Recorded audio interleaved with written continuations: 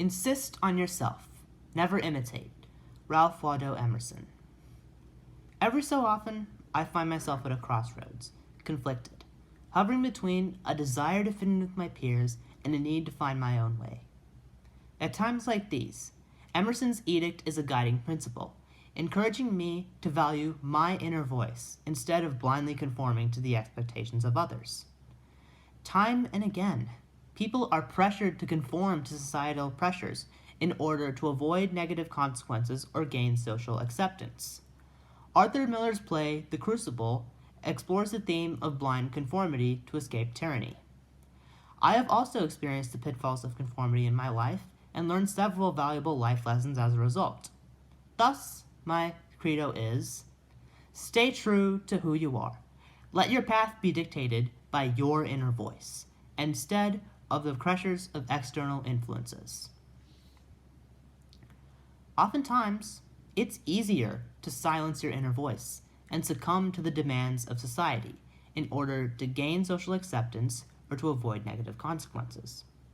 In The Crucible, Mary Warren initially dares to speak the truth by defending Elizabeth Proctor, but later, fearful for her own life, falsely accuses John Proctor of witchcraft.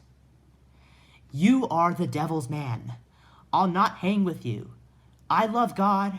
I love God." Mary claims that she won't hang with John, thus conforming with her accusers in order to save herself. She later states that she loves God, further conforming to Salem's theocracy. I have also conformed in order to gain social acceptance and popularity. Once, I attempted to join a group of popular kids at my school who were often bullies. I began to compromise my values in order to fit in with the group. As a result, my grades suffered, I began to neglect my other friends, and most importantly, I just wasn't happy.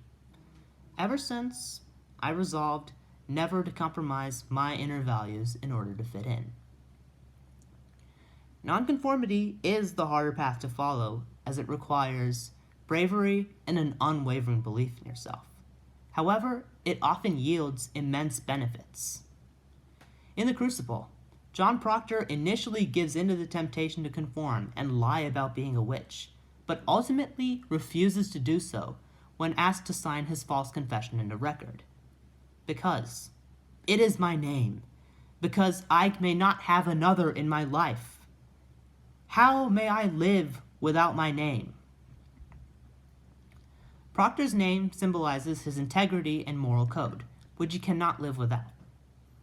As a result of his refusal to conform, Proctor is at peace, his conscience unsullied.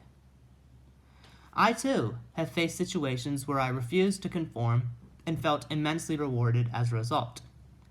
In middle school, several of my classmates were planning to cheat on an exam. Thus, I was torn. Should I cheat or not? In the end, I chose not to cheat, remaining true to myself. To this day, I feel good about myself because I stayed true to my conscience.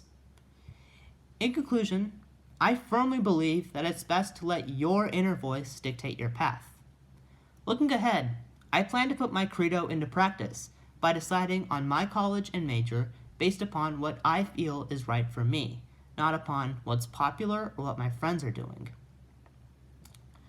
Additionally, I'll make good decisions in college and avoid destructive influences like alcohol and drugs. There will be some challenges along the way.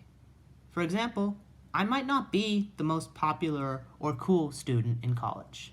However, I believe that those who are truly cool are those who dare to dance to their own beat and live life on their own terms. Thank you.